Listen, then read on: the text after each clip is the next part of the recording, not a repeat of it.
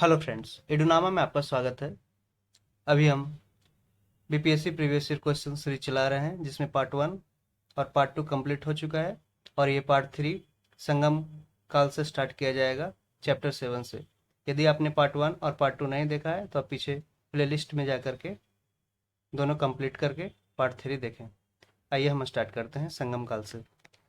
संगम युग में उरयूर किसके लिए विख्यात था? उरयूर किस लिए विख्यात था? ये कपास के व्यापार का महत्वपूर्ण केंद्र था। कपास, जो कपास का उत्पादन है, जो काली मिट्टी में होती है या जिसे रेगुर सॉइल भी बोलते हैं। आगे इसका हम व्याख्या देखते हैं। संगम काल में उरयूर सूती वस्त्र एवं कपास के व्यापार के लिए प्रसिद्ध था। उरयूर नामक स्थान की चर्चा पेरिप्लस ऑफ द एरिथ्रियन सी में भी किया गया है।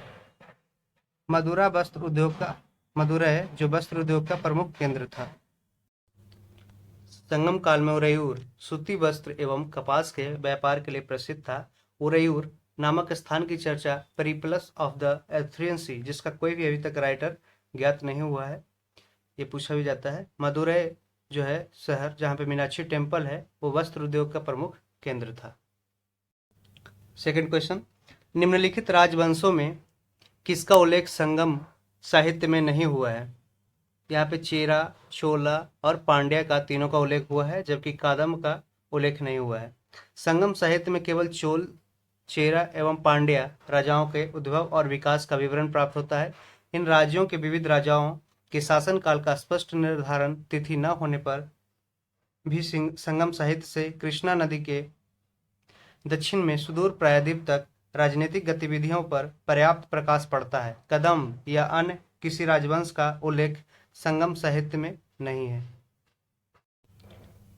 संगम काल में तमिल में महाभारत किसने लिखी? बिल्लू पुतुर ने। सर्वप्रथम संगम काल में महाभारत का तमिल अनुवाद बिल्ली पुतुनूर ने किया। इसके बाद पल्लव काल में पेरुनदेवनार ने भारत वेनवा नाम से महाभारत का तमिल अनुवाद किया। तेलुगु में महाभारत की रचना नन्नय्या और तिक्कन्ना ने किया तेलुगु में, और पेरुनदेवनार ने भारत वेनवा नाम से महाभारत का तमिल अनुवाद किया पल्लव काल में। और सर्वप्रथम संगम काल में हुआ था महाभारत का तमिल अनुवाद, जो बिल्ली पुतुनार ने किया था। आगे बढ़ते हैं। अब हम देखते हैं गुप्त काल एवं गुप्तोत्तर काल। Gupta period and post Gupta period से कुछ क्वेश्चन जो बीपीएससी में पूछे गए उसको देखते हैं। पहला, इनमें से किस प्रसिद्ध शासक ने अपनी माता के नाम पर विजयनगर के पास नागलपुरम की एक उपनगरीय बस्ती की स्थापना की थी? कृष्णदेव राय ने की थी।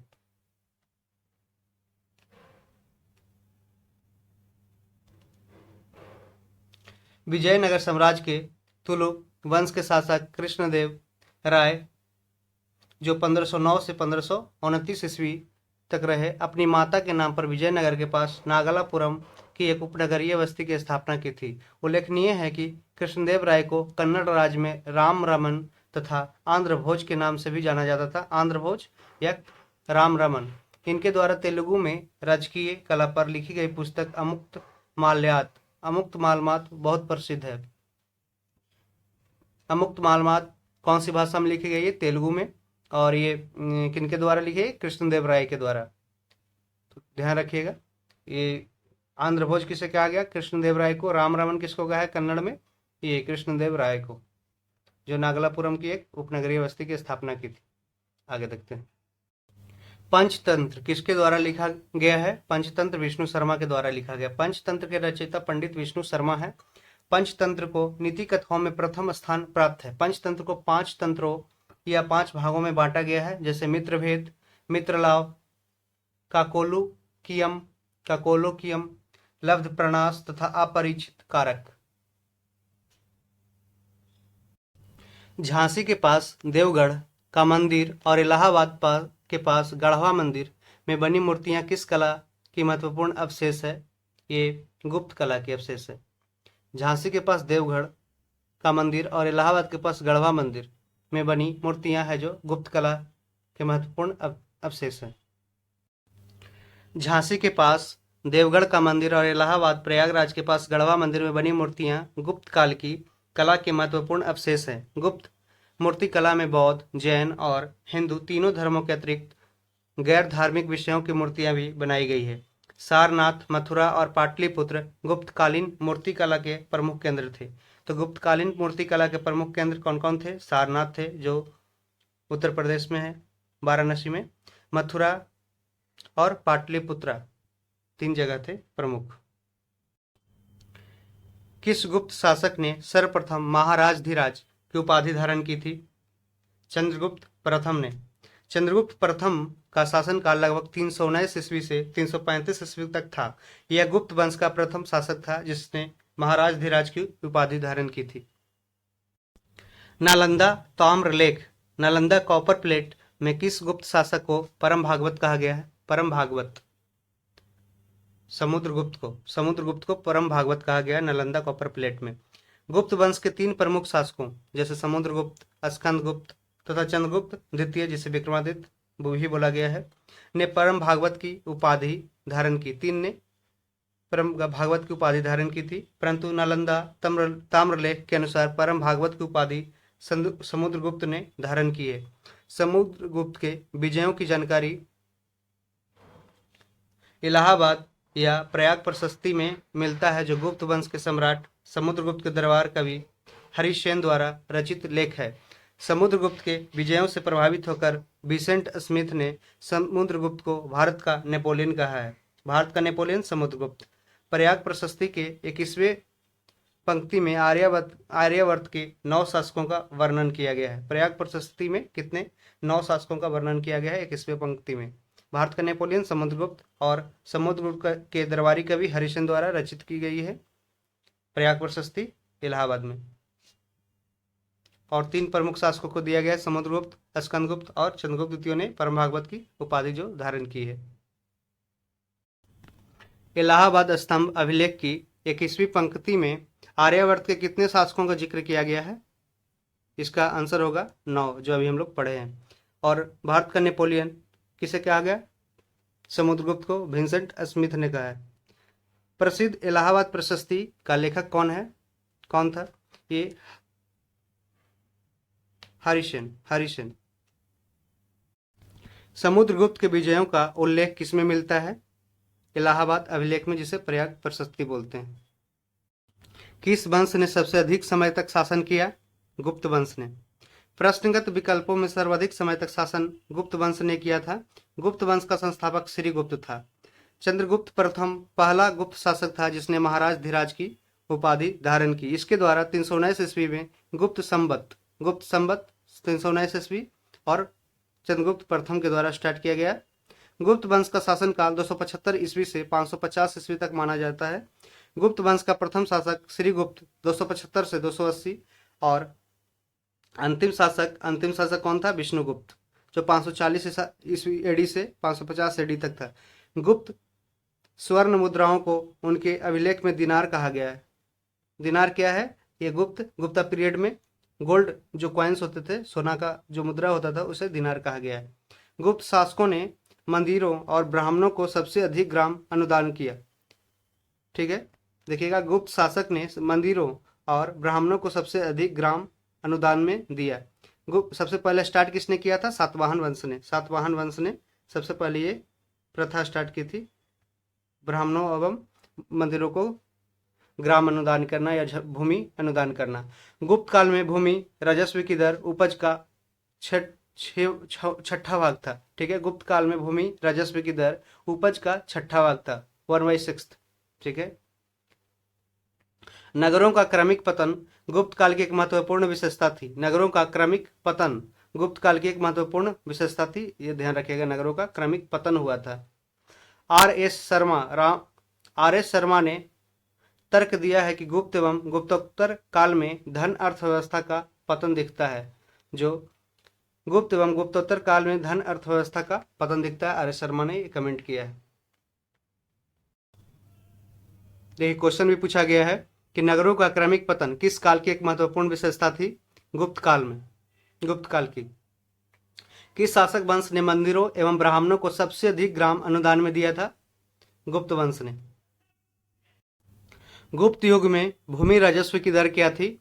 ए उपज का छठा भाग, वो 1/6। किसने तर्क दिया है कि गुप्त और गुप्तोत्तर काल में धन अर्थव्यवस्था में पतन दिखता है? आर.एस. शर्मा ने। आर.एस. शर्मा, अभी हम लोग देखेंगे, रामशरण शर्मा। गुप्त स्वर्ण मुद्राएं उनके अभिलेखों में किस नाम से अंकित है? ये दिनार नाम से अंकित है, दिनार उसे बोला जाता था। इनमें से कौन गुप्त काल में औषधि के क्षेत्र में, मेडिसिन के सेक्टर में अपने कार्य के लिए जाने जाते हैं? इसका एक्सप्लेनेशन देखेंगे कि प्रश्न में दिए गए चारों विकल्प से संबंधित व्यक्ति गुप्त काल में चिकित्सा से संबंधित नहीं है। ठीक है, भारत में चिकित्सा से संबंधित दो महत्वपूर्ण व्यक्ति चरक और सुश्रुत थे, और इन दोनों का संबंध मौर्योत्तर काल से पोस्ट मॉडर्न पीरियड से है। ताम्रलिप्ति बंदरगाह है का प्रयोग गुप्त काल में उत्तर भारत के व्यापार के लिए किया जाता था। ये ताम्रलिप्ति कहाँ है? ये west Bengal, bay of Bengal में। ठीक है, आगे बढ़ते हैं। प्रश्न में दिए गए चारों विकल्प से संबंधित व्यक्ति गुप्त काल में चिकित्सा संबंधित नहीं है। भारत में चिकित्सा से संबंधित दो महत्वपूर्ण व्यक्ति चरक और सुश्रुत थे, और इन दोनों को संबंध मौर्योत्तर काल से पोस्ट मॉडर्न पीरियड से है। ताम्रलिप्ति बंदरगाह का प्रयोग गुप्त काल में उत्तर भारत के व्यापार के लिए किया जाता था। ताम्रलिप्ति कहाँ है? West Bengal, bay of Bengal. पृथ्वी के अपनी धुरी पर घूमने के कारण प्रतिदिन सूर्योदय और सूर्यास्त होता है, यह आर्यभट्ट ने कहा है। गुप्त काल में बिना जोती हुई जंगली भूमि को अपराहत कहा गया है। क्वेश्चन पूछता है। देवगढ़ का दशावतार मंदिर गुप्तकालीन स्थापत्य का उदाहरण है, उत्तर प्रदेश में है। गुप्त काल का ये देवगढ़ का दशावतार मंदिर है जो गुप्त काल पीरियड में बनाया गया है, जो अभी 68 बीपीएससी में पूछा गया है। निम्नलिखित में से कौन सा गुप्त काल का मंदिर है? देवगढ़ का दशावतार मंदिर है जो गुप्त काल का एक मंदिर है। निम्नलिखित में से कौन सा बंदरगाह गुप्त काल में उत्तर भारतीय व्यापार के लिए उपयोग किया जाता था? ताम्रलिप्ति। इनमें से किसने पहली बार यह व्याख्या की थी कि पृथ्वी के अपनी धुरी पर घूमने के कारण प्रतिदिन सूर्योदय एवं सूर्यास्त होता है? आर्यभट्ट ने कहा था। किस प्रकार भूमि को अपराहत कहा जाता था? बिना जोती हुई जंगली भूमि को। किस प्रकार की भूमि को अपराहत कहा गया है? बिना जोती हुई जंगली भूमि। प्रसिद्ध चीनी यात्री फाहियान ने किसके शासनकाल में भारत की यात्रा की थी? चंद्रगुप्त विक्रमादित्य, चंद्रगुप्त सेकंड। प्रसिद्ध चीनी यात्री फाहियान ने चंद्रगुप्त सेकंड विक्रमादित्य के काल में भारत की यात्रा की थी। यद्यपि फाहियान ने अपने यात्रा वृत्तांत में समकालीन शासक के नाम का उल्लेख नहीं किया है, किंतु उसमें चंद्रगुप्त कालीन भारत की सांस्कृतिक दशा का सुंदर वर्णन प्राप्त होता है। चंद्रगुप्त द्वितीय गुप्त वंश का प्रसिद्ध शासक था, जिन्होंने अपने बड़े भाई की हत्या कर सत्ता प्राप्त किया था। यह क्वेश्चन भी पूछा गया था, किसने किया था अपने बड़े भाई की हत्या? चंद्रगुप्त सेकंड ने। शकों को पराजित करने के कारण इसे सकारी कहा जाता था। शकों को पराजित करने के कारण इसे सकारी कहा गया है, और इससे सुपारा, काम्बे व भड़ौच बंदरगाह की प्राप्ति हुई, और इससे इसे सोपारा कॉम्बे मैंने खंबात की खाड़ी एवं भरौच जो गुजरात में है, जहां से मुन्ना पटेल क्रिकेटर आते हैं, जिसे भरूच एक्सप्रेस भी बोलते हैं। इसी के उपलक्ष्य में इसने विक्रमादित्य की उपाधि धारण की। मेहरौली लौह स्तंभ लेख का चंद्रगुप्त द्वितीय ही था। मेहरौली लौह स्तंभ कहाँ है? ये कुतुब मीनार के जहाँ पे कुतुब मीनार दिल्ली में है, वहीं पे उसी के प्रांगण में ये मेहरौली लौह स्तंभ है, जिसपे चंद्र लिखा हुआ, जो चंद्रगुप्त द्वितीय को डिनोट करता है। चंद्रगुप्त द्वितीय किस साम्राज्य के शासक थे? ये गुप्त साम्राज्य के शासक थे। मेहरौली लौह स्तंभ अभिलेख का चंद्र संबंधित है चंद्रगुप्त द्वितीय से, चंद्रगुप्त विक्रमादित्य से। किस गुप्त शासक ने शकों को पराजित किया और इस कारण सकारी कहलाया? चंद्रगुप्त द्वितीय ने। किसके द्वारा 3 प्रसिद्ध बंदरगाहों सोपारा, कॉम्बे और भरूच को गुप्त साम्राज्य में मिलाया गया? चंद्रगुप्त विक्रमादित्य के द्वारा। किस गुप्त शासक ने अपने बड़े भाई की हत्या कर सत्ता प्राप्त की थी? चंद्रगुप्त द्वितीय ने, चंद्रगुप्त विक्रमादित्य ने। गुप्त सम्राट जिसने हुनों को पराजित किया था? स्कंदगुप्त ने हुनों को पराजित किया था। गुप्त सम्राट जिसने हुनों को पराजित किया था वो स्कंदगुप्त थे। गुप्त सम्राट स्कंदगुप्त द्वारा हुनों को पराजित किया गया था। भीतरी अभिलेख गाजीपुर, भीतरी अभिलेख कहाँ है? गाजीपुर में, उत्तर प्रदेश में, के 8वें श्लोक में हुनों के साथ युद्ध होने के उल्लेख मिलता है। हुनों को परास्त करने के उपलक्ष्य में स्कंदगुप्त ने क्रमादित्य की उपाधि धारण किया था। क्रमादित्य, पहले विक्रमादित्य लोग, वो चंद्रगुप्त विक्रमादित्य ने धारण किया था, विक्रमादित्य, चंद्रगुप्त सेकंड ने चंद्रगुप्त विक्रमादित्य, और स्कंदगुप्त ने क्रमादित्य की उपाधि धारण की थी। तो पूछ सकता है कि क्रमादित्य की उपाधि किसने किया था? स्कंदगुप्त ने, हुनों को परास्त करने के उपलक्ष्य में। मुद्रा राक्षस नामक पुस्तक का लेखक कौन है? विशाखा दत्त। विशाख दत्त ने मुद्रा राक्षस व देवी चंद्रगुप्तम, मुद्रा राक्षस व देवी चंद्रगुप्तम विशाख दत्त ने लिखा नामक नाटक लिखे हैं। कुमार संभव महाकाव्य की रचना कालिदास। बाघभट्ट ने अष्टांग हृदय, बाघभट्ट ने अष्टांग हृदय नामक आयुर्वेद ग्रंथ की रचना की है। बृहद संहिता पुस्तक के लेखक बराहमहीर है। अमर सिंह के अमरकोश ग्रंथ में 12 प्रकार के भूमि का वर्णन मिलता है। अमर सिंह के अमरकोश ग्रंथ में 12 प्रकार के भूमि, कितने प्रकार के? 12 प्रकार के भूमि का वर्णन मिलता है। तो अब ध्यान में ये पूरा स्टेटमेंट रखिएगा कि मुद्रा राक्षस लिखा विशाखा दत्त, देवी चंद्रगुप्तम विशाखा दत्त, कुमार संभव कालिदास, बाघभट्ट अष्टांग हृदय आयुर्वेद ग्रंथ, बृहद संहिता पुस्तक के लेखक बराहमहीर, अमर सिंह अमरकोश लिखा और उसमें 12 प्रकार की भूमि का वर्णन दिया गया है। निम्न में से कौन सा जोड़ा सही नहीं है? यहाँ पे नहीं पूछा गया, ध्यान रखिएगा क्वेश्चन सोल्व करते टाइम। दंडी, दंडी 10 कुमार चरित्र सही है, दंडी लिखा है, 10 कुमार चरित्र बुक को लिखा है दंडी ने। पंचतंत्र विष्णु शर्मा के द्वारा लिखा गया। बृहद संहिता आर्यभट्ट के द्वारा नहीं लिखा गया, ये बराहमहीर के द्वारा लिखा गया बृहद संहिता। स्वप्नवास दत्ता किसने लिखा? भास ने लिखा, ठीक है, स्वप्नवास दत्ता भास ने लिखा है। अमरकोश में कितने प्रकार के भूमि का वर्णन किया गया है? ये अभी देखें हम लोग एक्सप्लेनेशन में ऊपर क्वेश्चन में कि 12 प्रकार के भूमि का वर्णन किया गया अमरकोश में, जिसे अमर सिंह ने लिखा है। आयुर्वेद के प्रसिद्ध ग्रंथ अष्टांग हृदय के रचनाकार कौन है? बाघभट्ट। यहाँ पे बाणभट्ट नहीं, बाणभट्ट ने बाणभट्ट जो हर्षचरित लिखा है बाणभट्ट ने, यहाँ पे अष्टांग हृदय लिखा है बाघभट्ट ने। कुमार संभव महाकाव्य किस कवि ने लिखा है? कालिदास ने। कुमार संभव कालिदास। अभिज्ञान संकुतलम कालिदास। ताम्रपत्र लेख दर्शाते हैं कि प्राचीन काल में बिहार के राजाओं का संपर्क किससे था? जावा सुमात्रा से, जावा सुमात्रा से। ताम्रपत्र जो कॉपर प्लेट लेख है जो दर्शाते हैं कि प्राचीन काल में बिहार के राजाओं का संपर्क किससे था? जावा सुमात्रा के राजाओं से था। गुप्त काल के बाद बिहार के साथ ही साथ समूचे भारतीय क्षेत्र ने व्यापारिक उद्देश्य से दक्षिणी पूर्वी एशिया, साउथ ईस्ट एशिया के देशों के साथ अपनी दोस्ती बढ़ाई, जिसमें इंडोनेशिया में स्थित जावा और सुमात्रा द्वीपों का महत्वपूर्ण स्थान है। पाल शासकों विशेषकर देवपाल, जिसके साम्राज्य में बिहार का संपूर्ण भाग था, के काल में शैलेंद्र वंशी शासक ने विक्रमशिला विश्वविद्यालय को अनेकों गांव को दान में दिया था। मिथिला के कर्नाट वंश की स्थापना नान्यदेव ने की थी। इस वंश का अंतिम शासक हरि सिंह था। इसको फिर से देखिएगा। गुप्त काल के बाद बिहार के साथ ही साथ समूचे भारतीय क्षेत्र ने व्यापारिक उद्देश्य से दक्षिणी पूर्वी एशिया के देशों के साथ अपनी दोस्ती बढ़ाई, जिसमें इंडोनेशिया में स्थित जावा और सुमात्रा द्वीपों का महत्वपूर्ण स्थान है।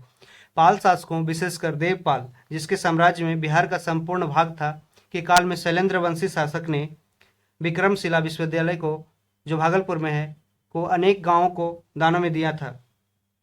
मिथिला के कर्नाट वंश की स्थापना नान्यदेव ने की थी। इस वंश का अंतिम शासक हरि सिंह था। कर्नाट वंश से क्वेश्चन पूछा गया है। कर्नाट वंश का संस्थापक कौन था? नान्यदेव। कर्नाट वंश का अंतिम शासक हरि सिंह। नालंदा विश्वविद्यालय की स्थापना का योग है। गुप्ता वंश में ये नालंदा विश्वविद्यालय की स्थापना हुई थी। नालंदा बिहार प्रांत की राजधानी पटना के दक्षिण में स्थित है। सर्वप्रथम यहाँ एक बौद्ध विहार की स्थापना गुप्त काल में करवाई गई। चीनी यात्री ह्वेनसांग, जो हर्षवर्धन के समय थे, चीनी यात्री ह्वेनसांग लिखते हैं कि इसका संस्थापक शक्रादित्य था। इसका संस्थापक शक्रादित्य था, जिसने बौद्ध धर्म के त्रिरत्नों को बौद्ध धर्म संघ के प्रति महती श्रद्धा के कारण इसकी स्थापना करवाई थी। शक्रादित्य की पहचान कुमारगुप्त प्रथम से की जाती है, जिसकी आप ध्यान रखिएगा, शक्रादित्य किसे बोला गया है? कुमारगुप्त प्रथम से, जिसको ह्वेनसांग ने व्याख्या किया है, जिसकी सुप्रसिद्ध उपाधि महेंद्रादित्य था। महेंद्रादित्य किसकी उपाधि थी? कुमारगुप्त प्रथम की, जिसने नालंदा यूनिवर्सिटी की स्थापना की थी। नालंदा विश्वविद्यालय को मुस्लिम आक्रमणकारी बख्तियार खिलजी 1202 ईस्वी में नष्ट कर दिया था। नालंदा विश्वविद्यालय के संस्थापक कौन थे? कुमारगुप्त, जिसे बोला गया महेंद्रादित्य, और शक्रादित्य की जैसे टाइटल से पहचान की गई है। नालंदा विश्वविद्यालय के विनाश का कारण क्या था? मुसलमान। बख्तियार खिलजी ने 1202 ईस्वी में नालंदा विश्वविद्यालय को जला दिया था। नालंदा विश्वविद्यालय किस लिए विश्व प्रसिद्ध था? बौद्ध धर्म दर्शन के लिए, वो भी महायान सेक्टर के लिए, महायान। ह्वेनसांग की भारत में यात्रा के समय सूती कपड़ों के उत्पादन के लिए सबसे प्रसिद्ध नगर कौन था? मथुरा था। ह्वेनसांग की भारत में यात्रा के समय सूती कपड़ों के उत्पादन के लिए सबसे प्रसिद्ध नगर था मथुरा, उत्तर प्रदेश। ह्वेनसांग हर्षवर्धन के काल 606 से 647 में भारत आया था। तत्कालीन समय में मथुरा सूती वस्त्र के उत्पादन का मुख्य केंद्र था, जबकि वाराणसी रेशम के वस्त्रों के लिए प्रसिद्ध था। चीनी यात्री ह्वेनसांग ने 6 वर्ष तक नालंदा विश्वविद्यालय में अध्ययन किया था। चीनी यात्री ह्वेनसांग ने किस विश्वविद्यालय में अध्ययन किया था? नालंदा विश्वविद्यालय में 6 साल तक। थानेश्वर राजधानी कहाँ की थी? ये वर्धनों की, जिसके राजा हर्षवर्धन हुए। थानेश्वर पुष्यभूति वंश, जिसे जो वर्धन डायनेस्टी से बिलोंग करता था, पुष्यभूति वंश वर्धन डायनेस्टी को बोला गया है। थानेश्वर से संबंधित हर्षवर्धन की पहली राजधानी थी। यह 6ठी शताब्दी के उत्तरार्ध में पुष्यभूति वंश की राजधानी बनी थी। यह आधुनिक दिल्ली तथा प्राचीन इंद्रप्रस्थ नगर के उत्तर में अंबाला एवं करनाल के मध्य स्थित था। हर्षवर्धन के काल में इसका महत्व बढ़ गया। वर्धन वंश की स्थापना पुष्यभूति ने किया था। यह क्वेश्चन पूछा गया है कि वर्धन वंश की स्थापना किसने किया था? यह पुष्यभूति ने किया था। हर्षवर्धन के काल में चीनी यात्री ह्वेनसांग ने 629 से 645 ईस्वी तक भारत की यात्रा की थी। 629 से 645 लगभग 16 वर्ष तक भारत की यात्रा की थी। हर्षचरित की रचना हर्ष के दरबारी कवि बाणभट्ट ने किया था। बाणभट्ट मूलतः प्रतिकूट गांव का रहने वाला था। प्रतिकूट गांव का रहने वाला था। किस गांव का? प्रतिकूट। हर्षचरित्र नामक पुस्तक किसने लिखा? बाणभट्ट ने, जो हर्षवर्धन के दरबारी कवि थे। हर्षवर्धन के शासनकाल में किस चीनी यात्री ने भारत की यात्रा की थी? ह्वेनसांग ने 629 से 645 तक, और हर्षवर्धन का शासनकाल पीरियड था 606 से 647। ये 629 से 645 तक रहे। वर्धन राजवंश की स्थापना किसने की थी? पुष्यभूति ने वर्धन राजवंश की स्थापना की। चीनी यात्री युवान चुआंग मतलब ह्वेनसांग भारत कब पहुंचा था? 629 ईस्वी में। 645 तक ये भारत में रहे। निम्नलिखित को सुमेलित कीजिए। Column 1, column 2। चंद्रगुप्त 1 ये कुमार देवी से शादी हुआ था। समुद्रगुप्त प्रयाग शिलालेख पे, प्रयाग प्रशस्ति पे इनका लेख हरिसेन ने लिखा था। चंद्रगुप्त सेकंड जो विक्रमादित्य के टाइटल अपनाए हैं। कुमारगुप्त फर्स्ट ये महेंद्रगुप्त इन्हें बोला गया। तो ऑप्शन ए है जो सही है।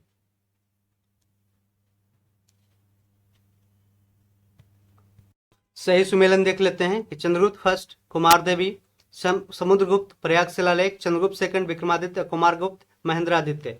कलहन की पुस्तक का नाम क्या था? राजतरंगिणी, जिसमें जम्मू कश्मीर के बारे में दिया गया है। ऐतिहासिक रचनाओं में सर्वाधिक महत्व कश्मीरी कवि कलहन द्वारा रचित राजतरंगिणी का है। यह संस्कृति साहित्य में ऐतिहासिक घटनाओं के क्रमबद्ध इतिहास लिखने का प्रथम प्रयास किया गया था। किरात अर्जुनिया पुस्तक के लेखक भारवी पल्लव काल के थे। भारवी थे। किसने लिखा था? भारवी ने। किरात अर्जुनियम पुस्तक के लेखक हैं भारवी, जो पल्लव काल के थे। पूर्व गुप्त काल में शीशे के सिक्के बड़ी संख्या में सातवाहनों द्वारा जारी किया गया था। पूर्व गुप्त काल में सीसा का सिक्का लेड कॉइन सबसे ज्यादा जारी किया गया था सातवाहनों के द्वारा, जिसने लैंड ग्रांट भूमि का सबसे पहले ब्राह्मणों को भूमि प्रदान करने का प्रथा स्टार्ट किया था सातवाहनों ने। ये यूपीएससी सीएपीएफ में पूछा गया क्वेश्चन। पूर्व गुप्त काल में शीशे के सिक्कों की एक बड़ी संख्या जारी की गई थी सातवाहनों के द्वारा। सातवाहनों की स्थापना किसने की थी? सातवाहन वंश का सिमुक ने।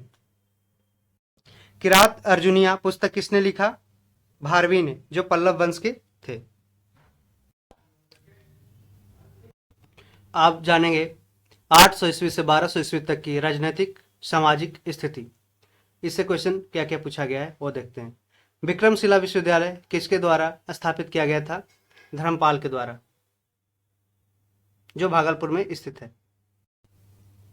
विक्रमशिला विश्वविद्यालय वर्तमान में बिहार के भागलपुर जिले में अवस्थित था, जिसे चंपा अंग प्रदेश भी बोला गया है महाजनपद इरा में। इसकी स्थापना 8वीं शताब्दी में पाल शासक धर्मपाल द्वारा की गई थी। यहाँ के आचार्यों में दीपंकर श्री ज्ञान का नाम सर्वाधिक उल्लेखनीय है, जो इस विश्वविद्यालय के वाइस चांसलर मतलब कुलपति थे।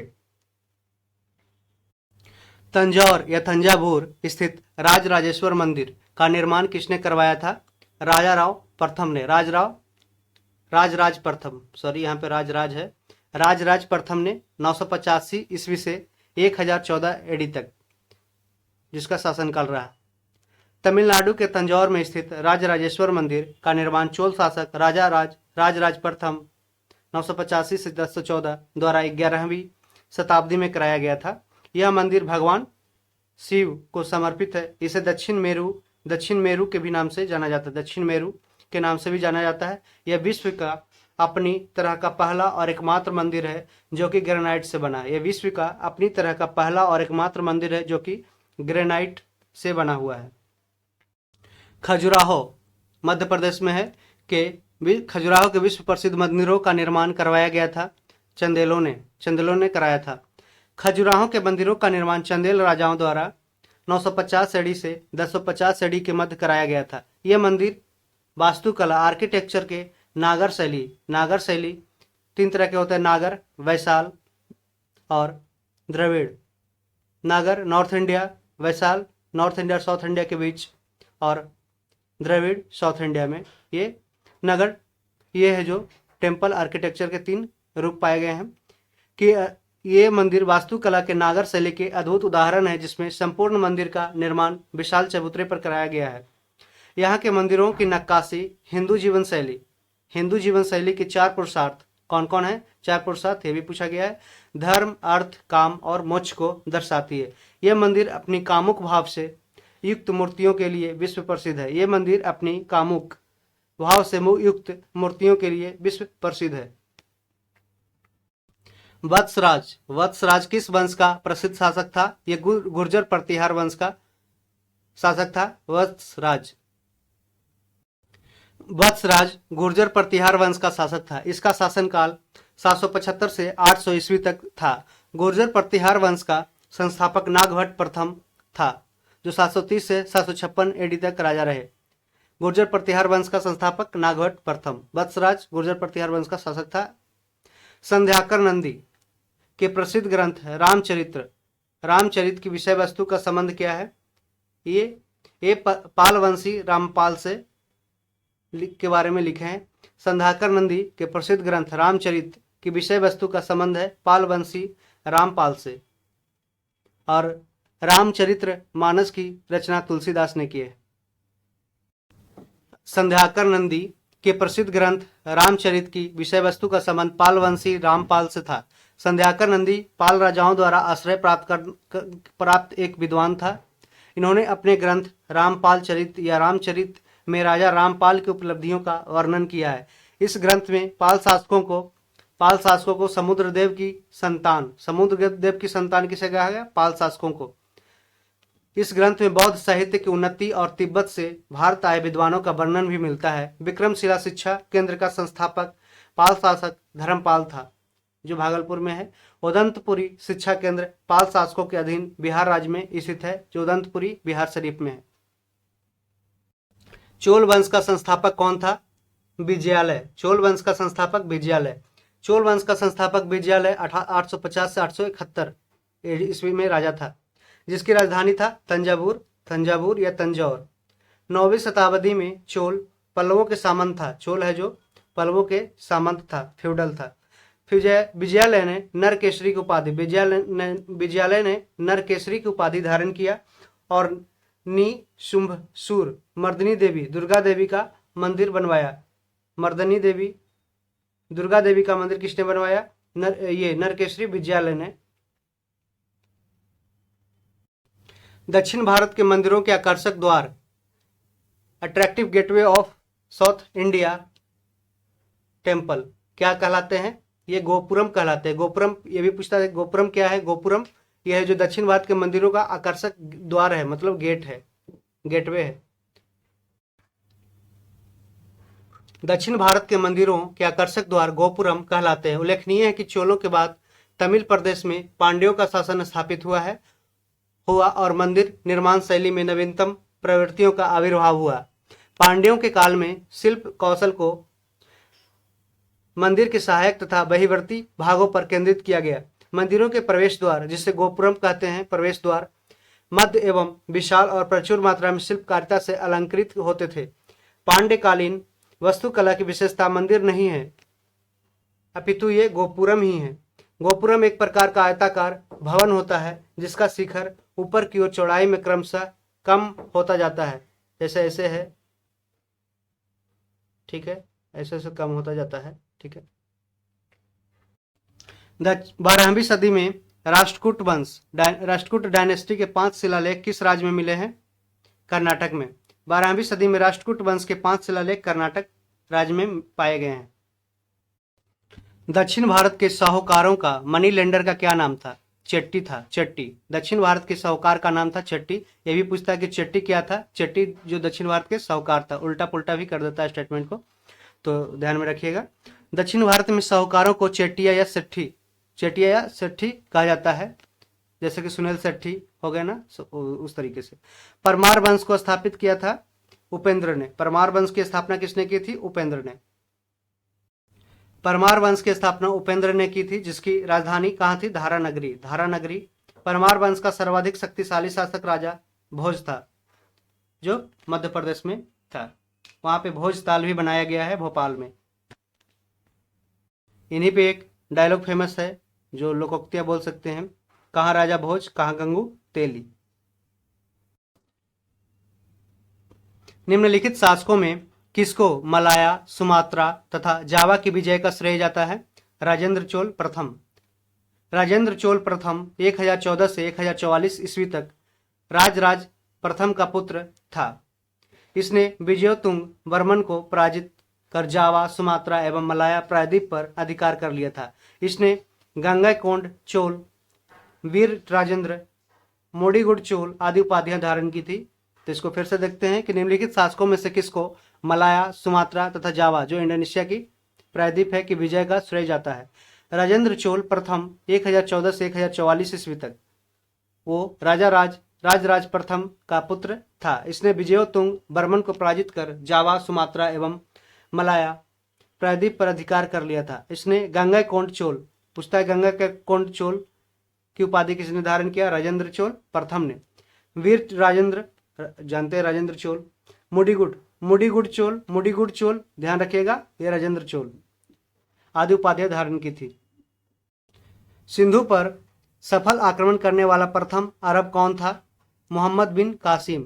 सिंधु पर सफल आक्रमण करने वाला प्रथम अरब था मोहम्मद बिन कासिम।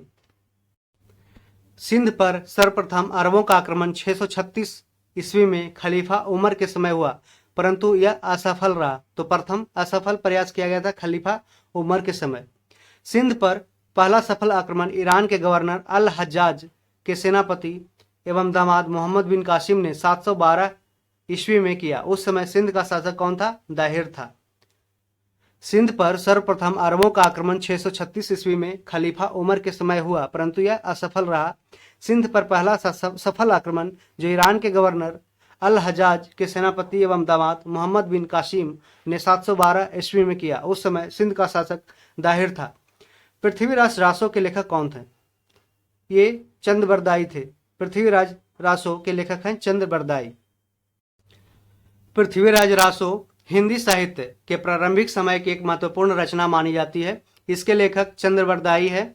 ये दिल्ली के चौहान वंशीय शासक पृथ्वीराज चौहान के दरबारी कवि थे। जहां इस ग्रंथ में पृथ्वीराज के शौर्य, साहस एवं वीरता का अतिशयोक्तिपूर्ण वर्णन है, वहीं इसमें पृथ्वीराज की प्रेम संबंधी भावनाओं को भी दर्शाया गया है। इसी ग्रंथ में राजपूतों की उत्पत्ति संबंधी सूचना मिलती है। राजपूतों की उत्पत्ति संबंधी सूचना कहाँ मिलती है? पृथ्वीराज रासो में चंद्रबरदाई द्वारा लिखित गई है। कलहन ने कश्मीर का इतिहास अपनी पुस्तक राजतरंगिणी में लिखा है। विल्हन की प्रमुख पुस्तक है विक्रमांक देवचरित्र। विक्रमांक देवचरित्र किसने लिखा है? विल्हन ने। जबकि जयानक ने पृथ्वीराज विजय की रचना की। जयानक ने पृथ्वीराज विजय की रचना किसने की? जयानक ने। निम्न में से कौन सा अध्ययन केंद्र बौद्ध केंद्र के रूप में प्रसिद्ध नहीं था? इसका उत्तर होगा नदिया। नालंदा था, विक्रमशिला था, नदिया नहीं था। नदिया कहाँ है? ये पश्चिम बंगाल में। विक्रमशिला अध्ययन केंद्र में बौद्ध धर्म और दर्शन के अतिरिक्त न्याय, तत्वज्ञान, व्याकरण आदि की भी शिक्षा दी जाती थी। विक्रमशिला विश्वविद्यालय बिहार राज्य के भागलपुर जिले में स्थित है। इसकी स्थापना धर्मपाल ने 775 से 810 ईस्वी में की थी। नालंदा विश्वविद्यालय 5वीं शताब्दी से लेकर 12वीं शताब्दी तक बौद्ध शिक्षा के केंद्र के रूप में जाना जाता था। 7वीं शताब्दी में ह्वेनसांग भी यहाँ अध्ययन करने आए थे, जो 6 वर्ष तक यहाँ रहे भी थे। प्राचीन बौद्ध विश्वविद्यालयों में ओदंतपुरी बिहार शरीफ में है, नालंदा बिहार में है, वह विक्रमशिला भागलपुर में है। नदिया हिंदू धर्म का केंद्र था। हिंदू धर्म का केंद्र कौन था? नदिया, जो पश्चिम बंगाल में था, अभी भी है। सुवर्ण भूमि का वह राजा कौन था जिसने नालंदा में एक बौद्ध विहार की स्थापना की तथा उसके रख रखाव हेतु अपने दूत द्वारा देवपाल से 5 गांव दान में देने के लिए प्रार्थना की थी? बालपुत्र देव ने। पाल वंशीय शासक देवपाल ने 810 ईस्वी से 850 ईस्वी तक बंगाल में शासन किया। यह पाल वंश का सबसे शक्तिशाली शासक था। इसने मुंगेर को अपनी राजधानी बनाया। इसने प्रतिहार शासक मिहिर भोज को परास्त किया। मिहिर भोज को किसने परास्त किया था? देवपाल ने। बिहार के ओदंतपुरी में बौद्ध मठ का निर्माण कराया, जो बिहार शरीफ में। इन्हीं के समय जावा के शैलेंद्र वंशी बालपुत्र देव के अनुरोध पर नालंदा में एक बौद्ध विहार बनाने के लिए 5 गांव की आमदनी दान में दी गई थी। बौद्ध विद्वान वीर देव को नालंदा बिहार का अध्यक्ष बनाया गया था। बौद्ध विद्वान वीर देव को नालंदा बिहार का अध्यक्ष बनाया गया था। कलहन की पुस्तक का क्या नाम है? राजतरंगिणी पुस्तक के लेखक कलहन थे। कलहन कश्मीर के लोहार वंश के शासक हर्ष के दरबारी कवि थे। राजतरंगिणी में भारत के प्राचीन इतिहास का व्यवस्थित उल्लेख मिलता है। इस पुस्तक को भारत का प्रथम ऐतिहासिक साहित्य कहा जाता है। लोहार वंश के अंतिम शासक कौन थे? जय सिंह थे। जय सिंह के समय में लिखित राजतरंगिणी में कुल 8 तरंग तथा 8000 श्लोक है। प्रथम 3 तरंगों में कश्मीर के प्राचीन इतिहास का वर्णन है। चौथे से लेकर 6ठे तरंग तक कारकोट एवं उत्पल वंश का वर्णन है। 7वें तथा 8वें तरंग में लोहार वंश का वर्णन है। 7वां 8वां में लोहार वंश, चौथा से 6ठा इसमें मुख्य तरह देखेंगे कि पहले 3 तरंग में कश्मीर के प्राचीन इतिहास का वर्णन किया गया, यही मुख्य पूछता है। और कारकोट एवं उत्पल वंश और लोहार वंश का इसमें वर्णन किया गया है राजतरंगिणी में। महमूद गजनवी ने अपना अंतिम सैन्य अभियान भारत पर कब किया? 1027 में। सुबुक्तगीन की विजयों से उत्साहित होकर महमूद गजनवी ने 1001 से 1027 तक भारत पर 17 बार आक्रमण किया। महमूद गजनवी का अंतिम आक्रमण था 1027 ईस्वी में जाटों पर हुआ। किस पे हुआ? जाटों पर हुआ। और 1025 में उन्होंने सोमनाथ पर आक्रमण किया। एहोल में दुर्गा मंदिर का निर्माण हुआ था चालुक्य काल में, चालुक्य पीरियड में हुआ था एहोल में दुर्गा मंदिर का निर्माण। चालुक्यों की मूल शाखा का उदय स्थल बातापी, आधुनिक बादामी, बीजापुर जिले के कर्नाटक में था। बादामी के चालुक्य वंश का संस्थापक पुलकेशिन प्रथम था। एहोल से रवि कीर्ति द्वारा रचित जो अभिलेख मिला है उसमें कवि ने कालिदास और भारवी से अपनी तुलना की है। इस मंदिर में चालुक्य काल और द्रविड़ शैली के तत्वों की वास्तुकला दिखाई देती है।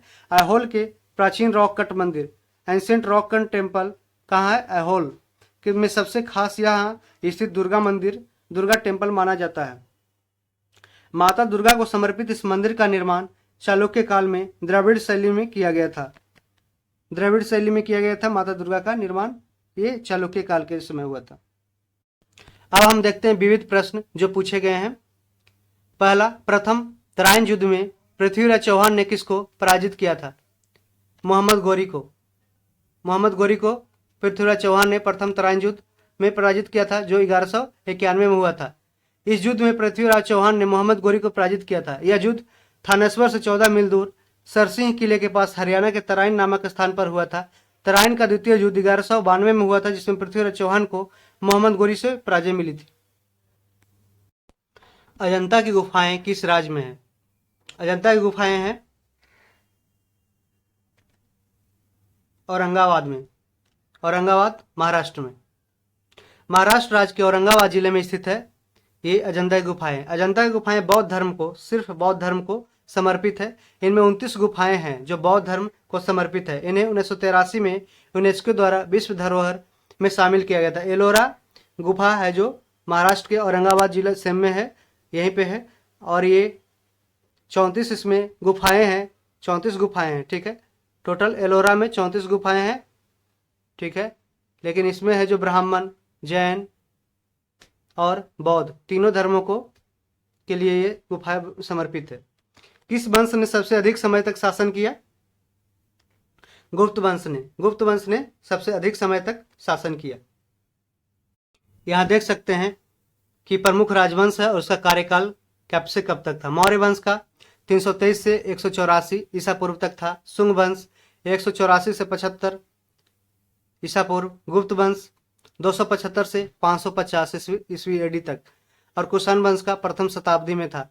इसलिए देखते हैं कि 275 और 550 लगभग 300 सालों तक है जो गुप्त वंश ने शासन किया। बद्रीनाथ धाम किस राज्य में है? ये उत्तराखंड में। बद्रीनाथ धाम उत्तराखंड में।